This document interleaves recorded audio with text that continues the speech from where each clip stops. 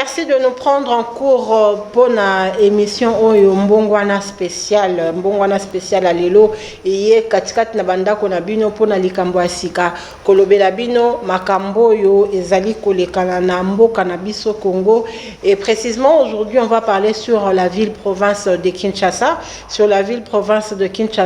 par rapport ya maye Oyo ezwamaki comme mibe kotope arrêté Oyo Mbulamata topé mokonzi ya ville province ya Kinshasa gouverneur na biso Gentiningo Bilambaka ayebaki na kobimisa mokolo lundi arrêté Oyo etali makambo yo lié na coronavirus parce que les lots tozomona ndenge nini les Kinois au fait en particulier baza ko se comporter vis-à-vis na maladie Oyo.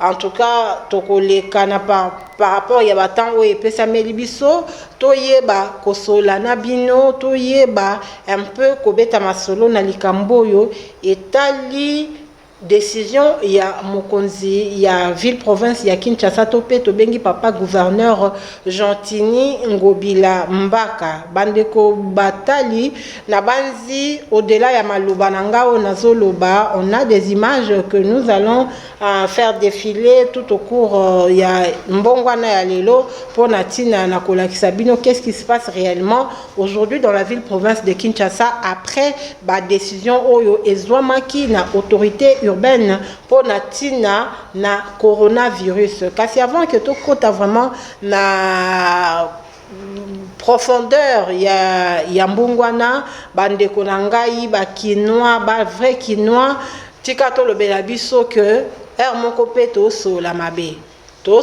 ça veut dire que to beta faux parce que ce qui les lots on peut spéculer, on peut respecter, on peut marcher to ko tomboka kasi quelque part pe ezapona ba mesure bazokotia ezapona bien-être na biso danu to lobela likambo coronavirus bandeko nangai to zangwa la légère tozozo à la légère soko tuni bato balobi ya première vague ya ki deuxième vague tant ekota ki toyebi kuté et puis le lomba moko to komi la troisième vague bozomona vraiment likambo coronavirus nanu eza likambo ya kozwa la légèreté. Ça veut dire que la maladie existe bel et bien. La maladie, elle est là présente et elle continue de faire des effets, elle continue de ravager. Donc, ndenge eza bongo eza mwana na mwana ayeba ndenge nini ya komi batela. Ça veut dire que yebela ndenge nini o se protéger vis-à-vis na maladie oyo. Alors, tout le monde a bana kini ebele bazozwa makambango vraiment na mbilinga parce que lorsqu'on vous parle vous demandez bolobi non bolakisa biso ba hôpital ndenge za kotonda bolobi bolakisa biso ba morgue ndenge za kotonda bolobi bolakisa biso bato basi bakufi ba nombre ba ka ba msuku tu balobi tango ya papa eteni longondo tozaki komona chaque jour bazobimisa biso chronologie par rapport ya ba statistique mais lelo eloko moko ezosala mate ça veut dire que ya nango ba montage politique. C'est vrai, vous pouvez vous imaginer tout ce que vous pouvez, mais laissez-moi vous dire que la maladie, elle est là, elle existe bel et bien. Vous avez des proches au fait aujourd'hui au baza victime. Il y a coronavirus, ça veut dire que baza victime soit baza qui atteint vraiment beti bango makasi ou bien pendenge za bongo et memi bango penaliwa. Donc bande konanga banakin toyeba ndenge nini ya komi batela toyeba ndenge nini ya komi batela maman na ndaku batela bana papa nanzela musala mi batela pona kwa ko contaminer ndako te mama tango okende wenze mi batela pona kwa ko contaminer bana te bana tango bazo kende classe bo benda bango matoyi ndenge nini bakoyeba komi batela parce que on a vu aujourd'hui par rapport à la réalité oyo ezolekana sikoyo na ville province de Kinshasa ou bien dans notre pays, il est vraiment difficile de reconfiner la population. Ça veut dire que si aujourd'hui l'État ou bien le président de la République Toba Konzamboka balobi ba reconfiner bomona ki bino mo confinement liboso ndenge salaki ba dégâts ezaki ebele Alors, les lots babi ba reconfiner biso, ça veut dire c'est pour nous tuer. Alors, pour na ba konziamboka ba yebi ba réalité o ezolekana. Pour ne pas nous amener ya kozanga lipa kolia, ya kozanga matembela bana, ya kozanga nyoso, ça veut dire que ba konzi ba réfléchir. Balobi ndenge nini tokosala pona ko exempter population au moins bato ya contamination eza makasité. Bomoni yango wana de part et d'autre bomoni lelo mesure oyo to arrêté oyo gouverneur de la ville province de Kinshasa papa Gentini Ngobila auti kobimisa. Kasi pe na ngambo mosusu toye lelo na mbongwana poto lobela likambo ya arrêté yango oyo gouverneur de la ville abimisi. Situation très compliquée ce matin à Kinshasa. Pas de transport. Après la troisième vague, on a interdit aux taxi-bis de prendre plus de 15 personnes. Regardez mieux la situation. Maladie ezali. Tala exemple, tala ka boya embouteillage. To sa musandengeni. Banda tongo tala na maboko na ngana za na 4000 francs. Mais ba bexi ke to me mata mi balé te moko. Donc ça versement banto nini bana ba koya ndenge nini nanda idée ya ba versement mais musale zate mimi surtout na ilanga awa to saka musala bien te yango siko nde bazolo bapona mutu moko yango toko memata place oki place tozo mema mutu moko 1000 francs batu mi balé 2000 francs toko memata mutu moko 1500 ko taka ba embouteillage na ndenge nzela ndenge za to poto kokisaka ba versement batu ba mioto batu to travailler nango mais to ka mutu moko to me 1000 fois ka ba embouteillage ko kama na ba embouteillage wana ekosimba te. Lelo tomoni un jour après arrêté tomoni ndenge nini ville à Kinshasa et Yindi. Ça veut dire que makambo ele kana natongo na no ele kani to ebite na poko ezandeni. On ne sait pas comment ça va se passer le soir. Yango wana tolingi ensemble na bino to réfléchir. C'est bien de prendre les décisions, c'est bien de sortir l'arrêté. Mais est-ce qu'on a pensé au fait à la configuration de la ville de Kinshasa, comment elle se présente par rapport à batondenge babimaka pe batondeni bazongaka par rapport ya batondeni balukaka lipa na bango. Alors par rapport à cela, on va un peu essayer de lire rapidement par rapport à arrêté papa Mokonzi alobi. Moi je trouve que c'est bien par rapport à la manifestation où ils allaient que pas plus de 20 personnes la manifestation, on est d'accord avec ça. Lelo makambo sali que okoke ba morgue ba nini makambo ana bakati c'est bon, makambo ya ba terrasse, ba rassemblement ebele, tout ça là c'est bon. Mais si ko eloko yo ba kinois et sali bango pasi makasi, tolingi to réfléchir ensemble. Par rapport à ceux qui bakangi yo nambeba, ça veut dire que ceux qui olati masquete, yami balé, ceux qui par exemple au côté bateau yo batambwisi ba taxi moto pe ba taxi ba transport en commun, ceux qui bo respecter te ba ye oyo bazali tenant y a bar, y a lunch bar, y a terrasse. Donc et si quand nous sommes kokuta na ba rassemblement y a tebele ceux qui boyebi na ko respecter comment ça va se passer. Ça veut dire que Mokonzi Mboka et Mokonzi ville à Kinshasa, le numéro 1, le premier citoyen de la ville, M. Gentini, a yebi na ko sortir ba mesure boy. Par rapport à nyonso ane lobama ki bolandaki na banzela bilili ya be tandwa mike. Alors, balobi boye ba amende to banina na liboso pour défaut de port de masque. Amende des 10 000 francs, couvre-feu 50 000 francs congolais, taxi moto avec plus d'un passager, c'est 20 000 francs congolais, transport public dépassant 50% des capacités d'accueil et avec passagers debout, ça fait 100 000 francs congolais, restaurants dépassant 50% des capacités d'accueil, de l'amende est de 100 000 francs, allant de 100 000 à 1 million de francs congolais. Ouverture des terrasses bar et lounge bar, 10 000 francs pour les clients. Donc, un client, lounge bar nabino et un à 100 clients.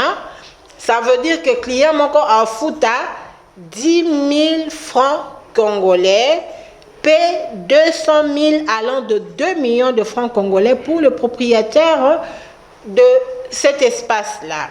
Aujourd'hui, organisation de deuil et de veillée mortuaire, 500 000 francs congolais, ça veut dire.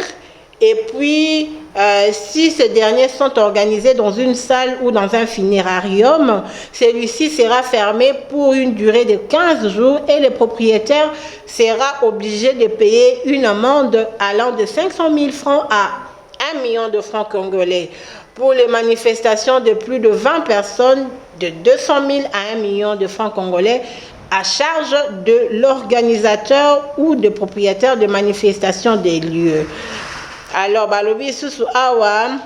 le propriétaire ou l'organisateur de manifestation sera puni d'une amende de 1 million de francs congolais allant à 2 millions et en cas de non-respect des mesures barrières par une église, celle-ci sera fermée pour une durée de 15 jours.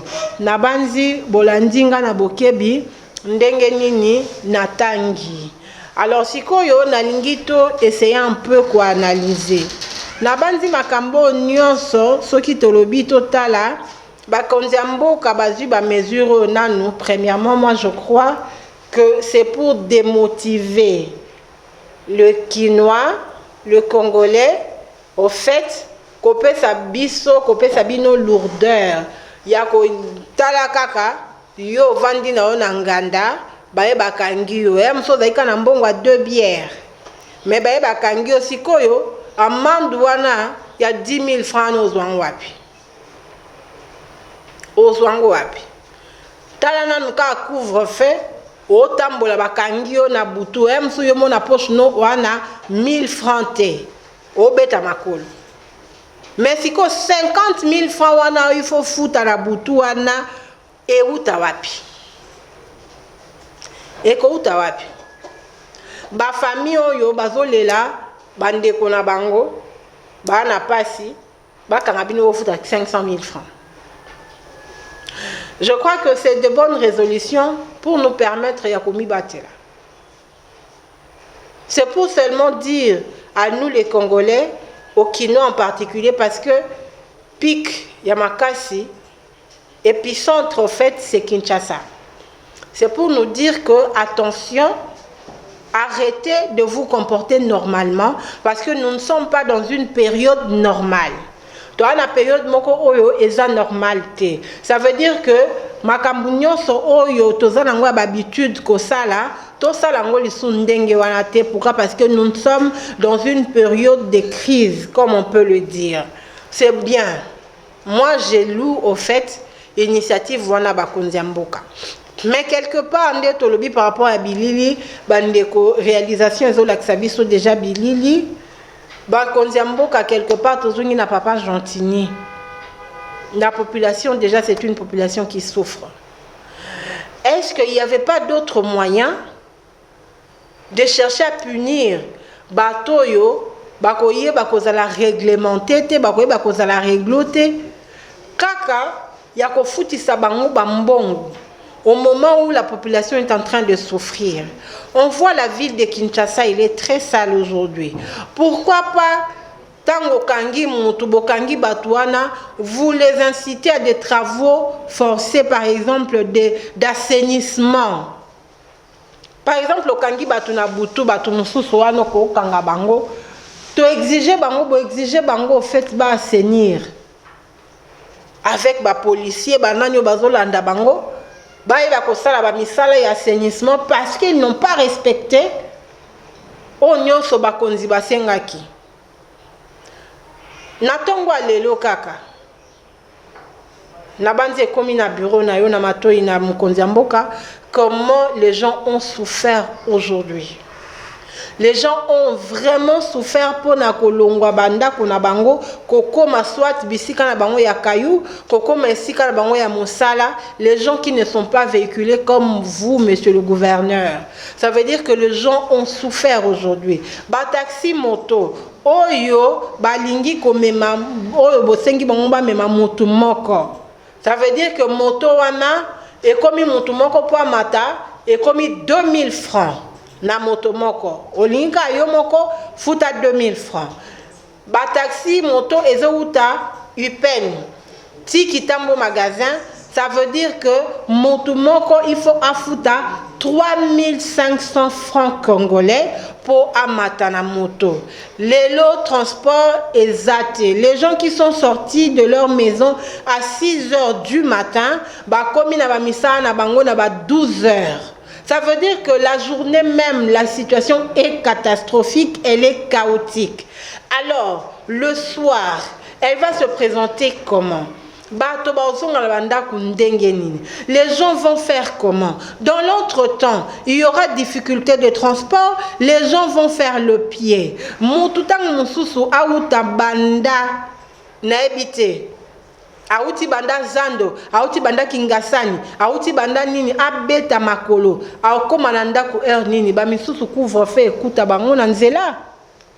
Couvre-feu ekuta bango na nzela. Alors to sengi vraiment na papa Gentini Ngobila. Biso tozawa na kaka pona ko accompagner makambo yo lobi, mais tala pe passe ya population. Ndenge to lobi bo soki moyen musu ya ko punir bateau yo bakoza ba civique bateau bakoto sate. S'il y a un autre moyen, s'il y a une autre façon de faire les choses, la procédure, en tout cas c'est mieux ya ko exploiter ango, parce que ces pauvres gens qui ne sont même pas en mesure ya ko lamba matembe de balia. Aujourd'hui des parents souffrent pour nouer le bout du mois. Où est-ce qu'ils auront l'argent? Comme je l'ai dit tantôt, et la question il y a que démotiver bateau. Ils vont permettre bateau beaux à la focaliser que tant ils ont ma baie. Boye que na minute avant 22 heures il faut na zanakati anda kunanga.